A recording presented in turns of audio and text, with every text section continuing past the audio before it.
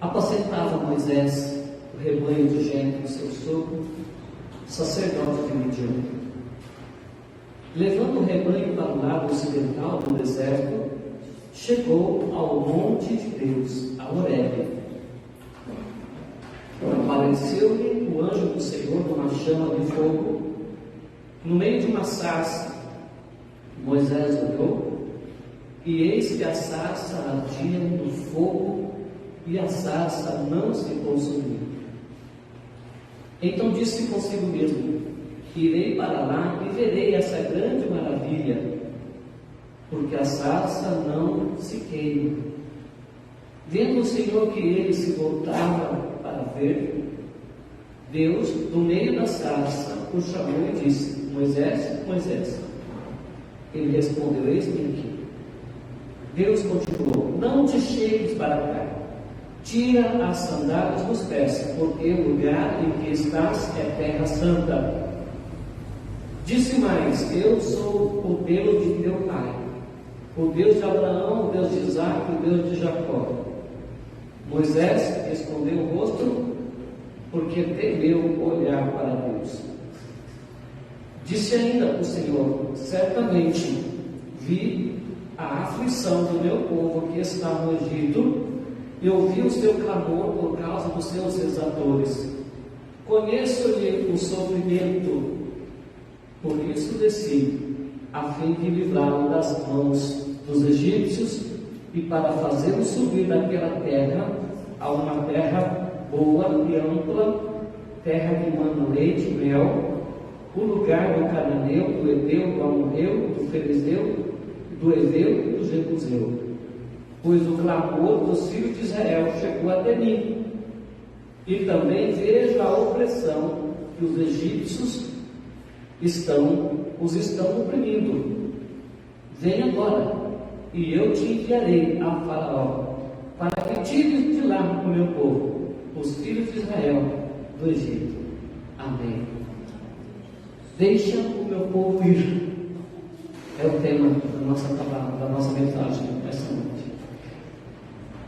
Queridos, esse episódio aqui da sarça ardente aconteceu 40 anos depois que Moisés saiu do Egito, eu diria, saiu fugido do Egito, porque chegou um momento em que ele achou que ele estava pronto para cumprir a missão dele, o propósito dele, que Deus tinha na mão dele de tirar o povo de lá. E a Bíblia diz que ele vê um egípcio que estava oprimindo um dos filhos de Israel. E a Bíblia diz que ele intervém naquela briga, ele mata o egípcio, esconde ele na areia. E logo depois também ele separa uma briga entre dois irmãos dele, dois compatriotas. E aquilo chega aos ouvidos de Faraó, e a Bíblia diz que ele, com medo, ele foge. Ele foge dali, e ele vai ficar cerca de 40 anos no deserto de Midian, apacentando as ovelhas de Jetro. No caso, ele vai se casar com uma das filhas daquele homem. Então, agora, depois de 40 anos, o Senhor aparece a ele naquela sarça ardente, e o Senhor diz a ele que chegou o tempo do ministério dele ser cumprido. Mas não vai ser tão fácil assim, porque a Bíblia diz, o texto está dizendo aqui que Moisés, ele não se dispõe a ir para o Egito. Moisés, ele não está mais agora a fim de ir. Aquele Moisés afoito, brigão, aquele Moisés que brigou lá no Egito, matou aquele egípcio, que separou aquela briga entre os irmãos, aquele Moisés que, quando chega lá em Midian, a Bíblia diz que ele chega lá no momento do sol quente, e as filhas de Jetro estavam no posto para dar água para o seu rebanho, e disse que lá que os homens que também tinham seus rebanhos enxotavam as filhas de Jetro, e Moisés chegaria ainda no auge da sua braveza, e a Bíblia diz que ele intervém, ele toma as dores daquelas mulheres, eles pastores lá e faz com que as mulheres se acheguem e dê água no rebanho dela. Mas este homem valentão parece que agora não existia mais. Nesse momento, 40 anos se passaram e agora Moisés demonstra ser uma outra pessoa, uma outra personalidade. Um Moisés manso, um Moisés que parece até que abdicou do seu ministério, do seu chamado. Ele não quer ir mais para o Egito. Ele não quer cumprir mais aquilo que o Senhor tem para ele. Ele argumenta, ele fala: Senhor, eu não. Ele fala: Senhor, eu nunca fui um homem eloquente, nem antes, nem agora. Eu sou um homem pesado de boca e de língua. Então, Senhor, manda aquele que o Senhor quer usar para fazer isso, mas não a mim. Puxa vida, mas era ele, não era? O chamado não era dele, mas aquele homem parecia um outro homem, né? E a Bíblia diz, inclusive, em outro texto, em outro momento, que Moisés se tornou o homem mais manso da terra. Olha o tratamento de Deus, amados, né? Então ele fala assim: manda outra pessoa, mas não manda eu, não. Então o que nós percebemos aqui, amados, é um Moisés humilde, é um Moisés confessando a Deus as suas fraquezas, um homem vazio de si mesmo, né? Eu imagino que seja exatamente por isso, né, que chegou a hora de Deus usá-lo. Eu imagino que seja exatamente por causa desse momento de Moisés, um homem fraco agora, um homem manso, um homem humilde, um homem quebrantado, confessando que ele não é nada, nem antes nem depois. Eu imagino que Deus tenha falado: então, exatamente por isso que agora chegou a hora de eu te usar, né? É assim que Deus faz conosco, amado. Moisés, ele estava tão decidido a não voltar no Egito. Ele argumentou tanto com Deus, a Bíblia diz que Deus tirou com ele. Parece que acabou os argumentos de Deus. Não conseguia mais convencer o seu servo a cumprir o ministério que Deus tinha preparado para ele há 40 anos atrás, ou desde o ventre, né? Desde quando ele foi salvo lá naquele cestozinho. Deus já tinha separado ele para aquele momento, mas ele não sabia, né? Eu costumo dizer que muitas vezes Deus está trabalhando na nossa vida e a gente não está sabendo. Com as circunstâncias, com as adversidades, com as lutas, sabe? Os apuros que a gente passa, Deus está usando tudo isso para trabalhar na nossa vida. E o pior é que Ele não conta para a gente que Ele está usando aquela circunstância para amadurecer o nosso chamado, amadurecer a nossa vida, né? Então, Moisés está tão decidido a não voltar, que a Bíblia diz que o Senhor tirou com ele, que o Senhor falou para ele bravo: ele, tá bom, eu vou mandar Arão, teu irmão, porque eu tenho coragem. E ele fala fluentemente, mas olha, tem uma coisa: ele será como profeta, mas você será como Deus. Puxa, você vai falar e as coisas vão acontecer. Amados, o que a gente pode aprender até aqui nessa palavra? A primeira coisa que eu acho que nós podemos aprender aqui é que Deus não desiste dos seus. Deus não desiste da gente, tá? Deus não desiste de mim e de você. Ele trabalha na nossa vida. Às vezes Ele não conta para a gente que Ele está trabalhando. A gente está apanhando, tudo dando errado. Mas Ele está trabalhando. Ele está nos montando para a gente chegar exatamente no ponto que Ele precisa para usar a gente. É isso que eu vejo aqui, que Deus não desiste, né? Às vezes a gente pode até enterrar os nossos talentos, a gente pode até desistir nós mesmos, né? Arrumamos uma desculpa para desistir, mas Deus, mesmo naquele momento que a gente fala que a gente não quer, que a gente não quer mais, Deus não retira de nós o dom dele, sabia? Ele não retira o dom. A Bíblia diz que os dons são irrevogáveis. Quando o Senhor dá um dom, Deus coloca lá e dá lá. E no dia em que que eu me deixar ser reavivado, no dia que eu entender e que eu acreditar que realmente o Senhor me chamou e eu me dispor, Ele vai continuar me usando na obra. Glória a Deus. Cada um de nós é assim, amados. Porque Deus não desiste, ainda bem, né? Ainda bem que Deus não desiste da gente, porque a gente desiste da gente, na verdade. A gente entrega os pontos, a gente faz assim, não chega, não quer mais. Ah, Senhor, a hora que cumprir tal prazo, já era, tchau.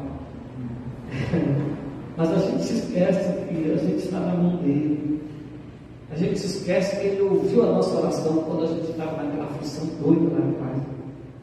Quando, sabe, alguns momentos, às vezes eu fico me lembrando assim, eu já fiz algumas orações assim de todo o meu coração. Sabe assim, eu falava, Senhor, quando se acontecer isso comigo, lembra que o meu posicionamento é esse com o Senhor. E Deus gosta tanto dessas orações, porque quando a gente está num momento de doideira, de loucura, que a gente sabe, quer meter os pés pelas mãos, Deus se lembra daquela oração que fez lá atrás, não, lembra daquela oração que você fez lá atrás, eu guardei, então eu não vou deixar esse negócio acontecer na sua vida, porque tem melhor para você, né? Então Deus não trata assim conosco, né, irmãos? E às vezes, né, como Moisés aqui, muitos também não querem abrir mão do conforto. Eu imagino que Moisés estava bem confortável ali no deserto, né? Estava com um novo estilo de vida, ele gostou, ele aprendeu a viver com aquilo ali, cuidar das ovelhas do seu sogro e tal. Eu imagino que ele se tornou, talvez, um homem também, assim, com posses. Imagino que Deus o tenha abençoado, mas ele estava tranquilo, ele estava no conforto dele, né? E muitos também, a semelhança de Moisés, não querem abrir mão mais do conforto, se dispor, mesmo sabendo da ordem de Deus, mesmo sabendo que o Senhor já deu a ordem, fala para Faraó, deixar o meu povo ir. Existe uma ordem de Deus para este mundo. Satanás sabe disso, que a palavra de Deus, a ordenança de Deus já foi dada ao diabo. Ele tem que soltar os filhos, ele tem que abrir mão daquilo que ele está corretando, porque Deus já deu a palavra da vitória. Deixar o meu povo ir. Deixe o meu povo ir para me servir e me adorar no deserto. Esta foi a palavra para Moisés levar para o Faraó. Mas ele falou, não, Senhor, eu não consigo fazer isso. Deixa eu aqui, Senhor, aqui está bom, aqui está tranquilo, não deixa eu sossegar, eu não quero ir, não. Mas como Deus não desiste dele, não desiste de nós, então o Senhor fala, não, agora chegou o ponto. Eu trabalhei tanto tempo na sua vida para te preparar, agora você não vai querer fazer a minha obra, eu vim tão paciente com você, eu fiquei 40 anos esperando você chegar no ponto, agora falando que você não vai fazer, é agora que você está pronto, Moisés. É agora que você está pronto, agora que você está humilde, agora que você não vai fazer besteira mais que você fez lá atrás. Então agora que eu vou te usar. Então vai lá e diga para Faraó, deixa o meu povo sair. Deixa o meu povo ir para a minha glória. Graças a Deus, meu irmão. Por que o Senhor falou isso? Esse segundo ponto aqui, né, da nossa mensagem, diz que o Senhor falou assim, eu vi a aflição do meu povo, ouvi o seu clamor, conheço-lhe o sofrimento, por isso desci a fim de livrá-lo. Olha o que o Senhor está dizendo aqui.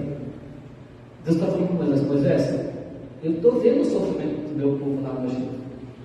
Eu ouvi o clamor deles, por isso que eu desci para livrá-lo, e estou mandando você ir lá, livrá-lo, vai lá. Sabe o que isso significa, mano? Sabe o que Deus está dizendo para mim, para você nessa noite, nessa palavra? É que o Senhor, o nosso Deus, Ele não está alheio ao nosso sofrimento. Deus não está alheio àquilo que você está enfrentando, a sua tribulação, a sua luta, a opressão. Deus não está alheio, Deus está vendo. Deus está ouvindo a sua oração. E Deus tem o tempo dele para agir. Esse é o problema nosso, né? A gente não entende essa questão do tempo de Deus. A gente quer para agora, a gente quer para hoje. O que estou sofrendo é hoje. Né?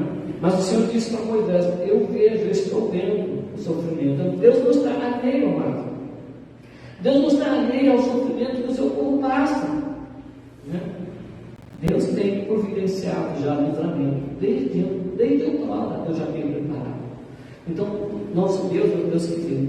Não pense você que Deus não vê o que as nações estão passando. Não pense você que Deus não está vendo as injustiças que estão acontecendo no mundo, nas nações. Deus está vendo as coisas que estão acontecendo no nosso país. Deus está vendo.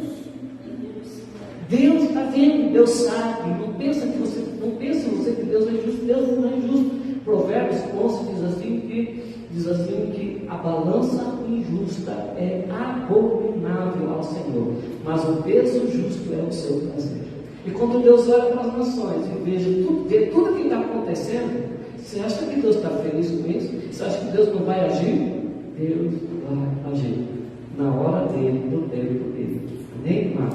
E assim que Deus faz conosco, assim que Deus trabalha na terra. Amém? Então eu digo para vocês que é um grande engano, né? Inclusive assim, nesse conhecimento de quem é Deus, né? A gente achar que Ele está inerte, a gente achar que Ele está de braço cruzado, a gente achar que Ele entregou o mundo ao caos, entregou as nossas vidas, sabe? As nossas decisões. Isso é um engano a gente pensar isso, porque o nosso Deus, Ele é um Deus vivo, Ele é um Deus que vê, e Ele é um Deus que se manifesta. Mas o problema é que existe um tempo de preparo.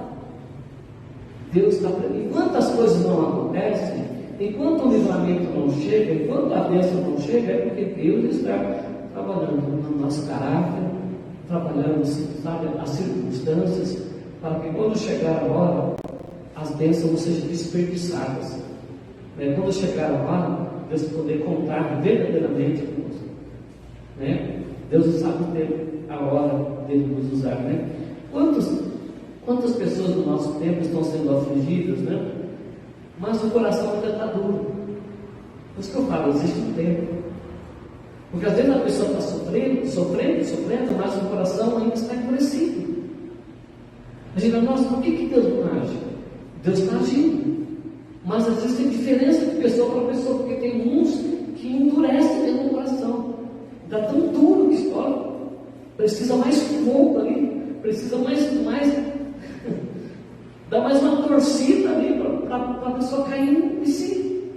Quantas pessoas estão sofrendo e não entende, sabe? Continua, não vê o que está acontecendo, e não se desperta para Deus. E não vê Deus agindo, não vê Deus trabalhando, estão cegas. Aí precisa de mais oração. Precisa de mais intercessão de quem está vendo, de quem está orando, de quem está intercedendo por essa pessoa, às vezes pela família, E fala, Senhor, quanta coisa está acontecendo, essa pessoa não vê, continua com o coração endurecido, Aí eu digo para vocês, vamos orar mais, vamos dobrar o jejum, vamos clamar mais, porque Deus é misericordioso, e Deus não quer que ninguém vá para o inferno. Deus quer salvar a todos, Mas existem tempos de preparo, nós precisamos entender isso, amado. E quando o milagre está perto de acontecer, parece que a opressão aumenta, não é assim? Foi isso que aconteceu. Moisés tomou coragem, obedeceu ao Senhor, e chegou lá em Faraó, e falou para o Faraó, Deus me mandou dizer para você, deixa o povo dele sair. Deixa o povo ir. Aí o que aconteceu? O Faraó falou assim, quem é você? E quem é esse Deus? Para fazer com que eu solte o povo daqui. Vocês estão ociosos. Esse povo aí está precisando de serviço. Aí deu ordem para que aumentasse, dobrasse a aflição, o trabalho dos israelitas no Egito. Imagina que antes de Moisés chegar, eles estavam no ritmo. Moisés chegou e deu a ordem, o que aconteceu? Aumentou o trabalho, aumentou as tribulações. Então eu digo para vocês, quando o milagre está perto de acontecer, a pressão aumenta. Sabe por que aumenta, amado? Porque Satanás, ele sabe, ele entende, ele sabe que ele está para perder aquela guerra, aquela batalha, aquela vida. Por isso ele vai dobrar, sabe, a opressão, a pressão mesmo. Por quê? Para que você desista. Para que Moisés desistisse. Para que Moisés não continuasse o seu ministério, o seu trabalho.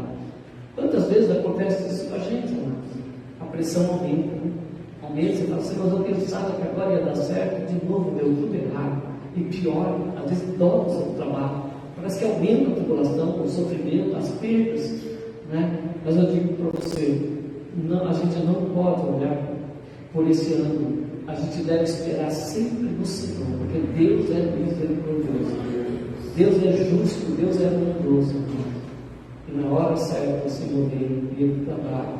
Então, quando o milagre está demorando, fica tranquilo, porque a bênção vai vir maior ainda, né? As coisas que virão depois serão muito maiores para a nossa vida, em nome de Jesus. Eu me lembro, né, que depois que eu aceitei a Jesus, eu entendi na minha vida, né, que Deus queria me usar na minha família. Deus queria me usar para converter a minha parentela. E eu já até falei isso para vocês aqui, né? Quando eu aceitei a Jesus, eu fui o primeiro da minha família, da minha casa, meus irmãos, nós somos em 10, mas eu fui o primeiro também até na geração do meu pai. Imagina que na geração do meu pai, meus tios, minhas tias, de ninguém. Na geração da minha mãe, de alguns. E eu entendi que Deus me chamou para fazer diferença na minha família.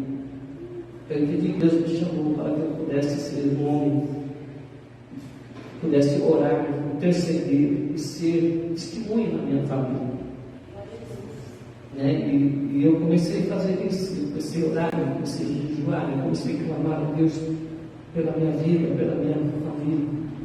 Mas eu me lembro que muitas vezes as tribulações foram intensas. Quanto mais eu orava, mais tribulação acontecia.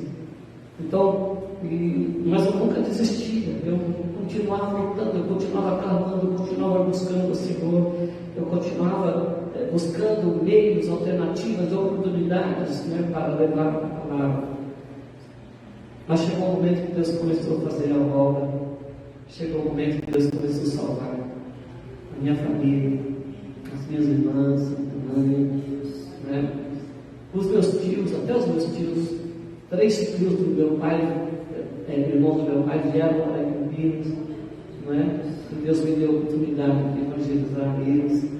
A minha tia, a Terezinha, aceitou Jesus lá no igreja metodista de São Bernardo. Tive o prazer de batizar a minha tia Terezinha, meu tio Mozart, o meu primo, o Johannes, né? O Alessandro, né? E depois, dali mais um tempo, o outro tio também se converteu, né? Foi frequentando um lugar, uma outra igreja, mas eu atribuo isso também ao testemunho nossa oração, né? Deus está despertando a família, né? O meu primo se converteu, né? A minha tia se converteu, né? Depois o meu outro tio, que era mais duro, né? Mais difícil pregar o evangelho, a gente nunca desistia de orar, de evangelizar ele. E esse meu tio, quando ele estava no hospital, em estado terminal, ele me chamou para eu batizá-lo no hospital. Aleluia. Eu fui lá e batizei ele no hospital. Daí 2 dias ele morreu, né? Então, assim, Deus é bondoso, Deus é misericordioso. Quando Ele nos chama para fazer uma obra, não espere que não virá pressão e opressão e tribulações, virão. Mas juntamente com as tribulações virão também os livramentos de Deus e o cumprimento da promessa dele na nossa casa. Então não desanime de orar, não desanime de clamar pela sua casa, pela sua família, mas não desanime. Continue clamando. Deus é fiel, Deus ouve a nossa voz, Deus ouve o nosso choro, Deus guarda as nossas lágrimas. E no tempo dele, ele vai lá e faz a obra por causa da sua coração, por causa da sua perseverança, porque você não arrepiou os pés, porque, sabe, o inimigo não conseguiu te tirar da linha. Você foi perseverante, Deus honra isso, Deus certamente, Deus honra isso, mas Deus é fiel na nossa vida, amém? Então não vamos nos entregar, não deixe Satanás nos entregar, em nome de Jesus, né? A verdade, amados, é que a palavra da vitória já foi liberada. Jesus, ele já venceu por nós. Ele já venceu na cruz. Tudo o que precisava fazer, ele já fez por nós. Nós só precisamos permanecer crendo nele, sabe? Vigiando, lutando, perseverando, clamando, jejuando. Nós só precisamos perseverar, E aí, Moisés, após ser convencido por Deus, ele foi lá e realizou o trabalho, Mas ele teve pela frente pelo menos 4 adversidades. Ele teve que vencer essas 4 adversidades. Primeiro, foram os seus próprios medos, as suas dúvidas, a sua indisposição. Ele não queria ir mais, ele se achava um homem incapaz, pesado de boca, de língua. Primeiro, ele teve que vencer isso. A segunda coisa que ele teve que vencer foi o medo de Faraó. Enfrentar o Faraó, enfrentar um homem dominava o país. E o Senhor falou: vai lá, fala na cara dele que eu falei, que eu estou ordenando, não deixar o meu povo sair. Então ele teve que vencer esse medo, ou seja, a oposição de Faraó. Terceira coisa que ele teve que vencer foi aceitar e entender o jeito de Deus trabalhar. Porque imagina você que ele ia lá, tomava coragem e falava: Deus falou para mim, se você não deixar o povo sair, ele vai mandar a prova, vai transformar a água do Nilo em sangue, se você não deixar. Vai mandar pragas das moscas, vai mandar pragas de pestes aqui. E houveram alguns momentos que o Faraó, ele de tanta calamidade que aconteceu, que ele permitiu, falou: chega, Moisés, pode levar o seu povo, leva o seu povo. Moisés falou: agora assim, Aí chegava na hora de sair, a Bíblia diz que Deus endurecia o coração de Faraó, e Faraó voltava atrás, não deixava mais. Ele falou: Deus, está tudo pronto de novo. Então, Moisés, terceira adversidade, ele teve que entender e aceitar o jeito de Deus trabalhar. Não era do jeito dele, era do jeito de Deus. E isso aconteceu várias vezes. O Faraó já tinha desistido, pode ir agora. Depois Deus se endureceu o coração dele de novo. E a quarta coisa que ele precisou aqui vencer, a quarta oposição, ou obstáculo, foi a incredulidade e o levante dos próprios irmãos, dos próprios israelitas, que se levantaram contra Moisés, porque o Faraó aumentou a opressão, aumentou o trabalho. Eles ficaram, partiram para cima dele, queriam o texto fala que eles se revoltaram contra Moisés, porque por causa da palavra de Moisés, o Faraó estava oprimindo eles. Imagina que ele teve que enfrentar também a incredulidade, a adversidade dos de casa. Eu digo para você que as adversidades dos de casa, dos da fé, é mais difícil de vencer, porque as pessoas que estão perto de nós são as que a gente espera mais delas, e aí acaba que nos ferindo mais. Então eu imagino que talvez essa foi uma dos obstáculos maiores que Moisés teve que vencer, os da própria casa. Eu digo que quando isso acontece, Satanás encontra muita força, encontra muita resistência. Talvez seja o inimigo mais difícil de derrotar, são os de casa, são aqueles que não acreditam em nós. Mas, para concluir a mensagem desta noite, concluindo a palavra, eu digo para vocês que após Moisés vencer esses 4 obstáculos que eu falei agora por último, o reino do Egito começou a ser abalado. Quando Moisés venceu esses 4 obstáculos, o poder de Deus começou a agir no Egito, e o Egito começou a ser abalado. Moisés viu aí a mão de Deus operando através dele, quando ele enfrentou os seus medos, quando ele resolveu acreditar em Deus, quando ele resolveu confiar em Deus e se dispor para fazer a obra, ele começou a ver os milagres acontecerem. Ele começou a ver os sinais, as maravilhas acontecerem ali no Egito, através dele, através da palavra dele, respaldada pelo poder de Deus. Então, eu quero dizer para vocês com isso que o reino deste mundo, ele é abalado toda vez que os filhos de Deus atentam e se dispõem para cumprir o seu chamado de pregar a palavra que já foi liberada, a palavra de salvação, a palavra de libertação.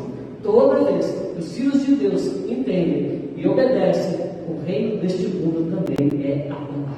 Amém, irmãos?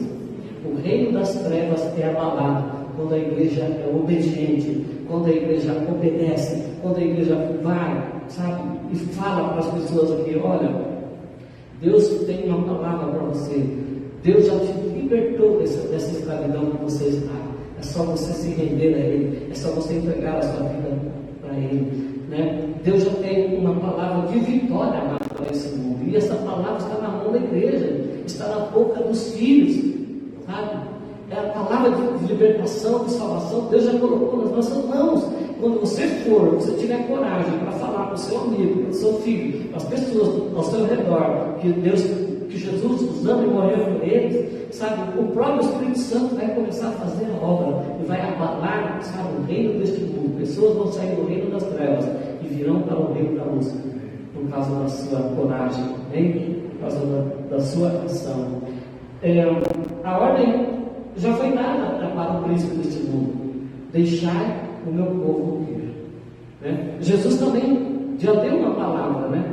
Ide e fazei discípulos.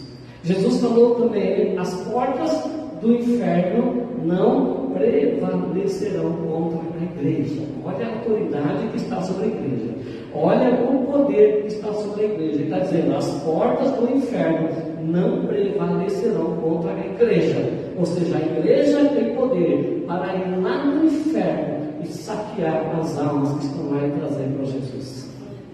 Olha a autoridade, olha o poder, olha a responsabilidade que o Senhor tem colocado nas nossas mãos. Nós só precisamos nos dispor, orar, jejuar, nos posicionar que Deus quer fazer esta obra. O Senhor Jesus, Ele já queimou os caminhões, amado. As pessoas podem ser livres, as pessoas podem ser salvas. A palavra da vitória já foi liberada para nós. E todos aqueles que creem que lhes foi dado o direito e o poder de sair do império das trevas e virem para a luz, estas pessoas serão salvas e libertas pelo nome de Jesus. Amém? Que Deus nos abençoe. Que Deus reavive o dom dele na minha vida, na sua vida. Que Deus reavive o dom dele nessa igreja. Que Deus nos desperte para buscar as almas. Que Jesus já comprou. Os grilhões já foram quebrados. As correntes já foram quebradas. Eu só preciso obedecer e ir. Amém?